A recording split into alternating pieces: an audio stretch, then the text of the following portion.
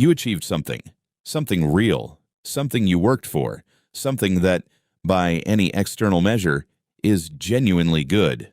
And for a moment, maybe a few hours, maybe a day, it felt like enough. And then it didn't. And you were already thinking about what you still hadn't done, what you still weren't, what you still needed to be. If this is you, you're not ungrateful. You're not impossible to satisfy.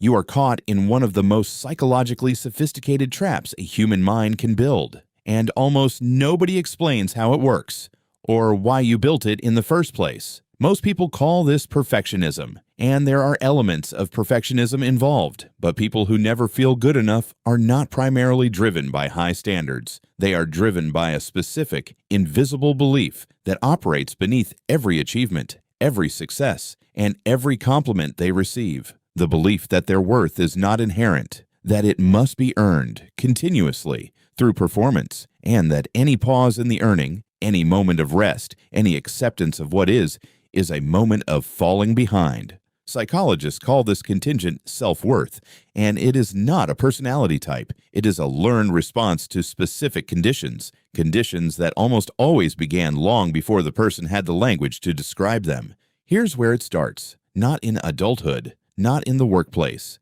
not in the culture of comparison, in childhood, in environments, not necessarily harsh, not necessarily obvious, where love, approval, and belonging were subtly or explicitly conditional on performance. The child who got more warmth when they did well in school. The child whose parents lit up at achievement but were distant at ordinary moments. The child who learned, without being told directly, that being loved and being good at things were connected. Psychologists call this conditional regard, the experience of love or approval that arrives attached to performance and withdraws, even slightly, when performance drops. The child doesn't conclude, "My parents have high standards." The child concludes, "I am more lovable when I achieve." And that conclusion, internalized before the brain is developed enough to question it, becomes the operating system. Every achievement after that point is not just an achievement. It is a bid for love. And bids for love are never permanently accepted. They have to be renewed again and again, forever.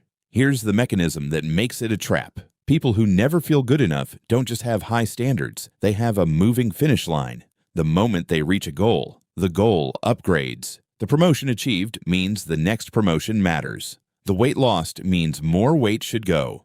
The project praised means the next project must be better. This is not ambition. Ambition has a direction. This is a treadmill. Psychologist Martin Seligman's research on learned helplessness adjacent patterns shows that when self-worth is contingent on achievement, people enter a state where no achievement can permanently satisfy, because the function of the achievement was never satisfaction. It was temporary relief from the feeling of not being enough. And temporary relief requires renewal. So the finish line moves, not because the person is greedy or ungrateful, but because reaching the finish line and finding that the feeling hasn't gone away would be unbearable. So the brain moves the line before that moment of reckoning arrives.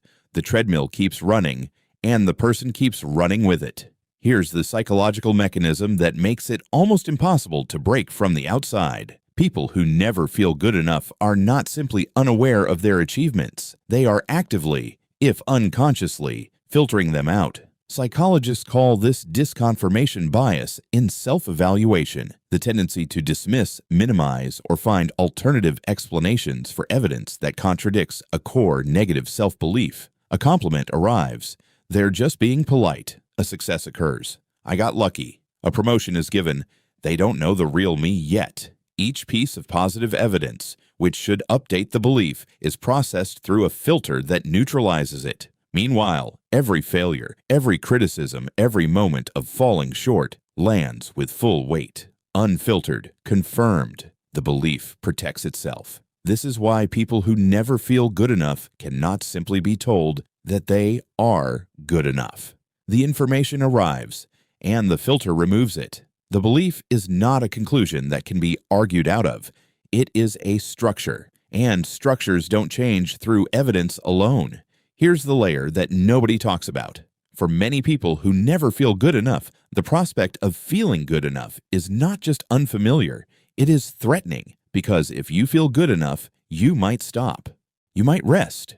You might be satisfied. You might accept where you are. And for someone whose entire sense of safety has been built on continuous striving, stopping feels like disappearing. If I am not achieving, am I still here?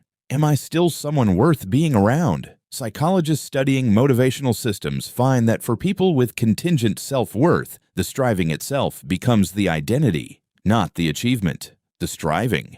Take away the striving, and they don't know who they are. This is why so many high-achieving people who by any objective measure have more than enough, continue to feel relentlessly insufficient. It is not ingratitude, it is terror. The terror of what might be left if they ever stopped reaching for more. Here's what the research actually says about people who never feel good enough. The finish line will not arrive, not because they haven't achieved enough, but because the finish line was never real. It was a mechanism, a moving boundary designed by a mind that learned very early that worth must be earned and cannot be banked. No achievement will fix this. Not the next one, not the one after that. Because the thing that needs to change is not the achievement level. It is the belief that achievement is what makes you worth something. Psychologist Carl Rogers identified unconditional positive regard as one of the most essential conditions for genuine psychological health. The experience of being valued not for what you do, but for who you are. Most people who never feel good enough never experience that in its full form. And the path out, which is real and which is possible, is not more achievement.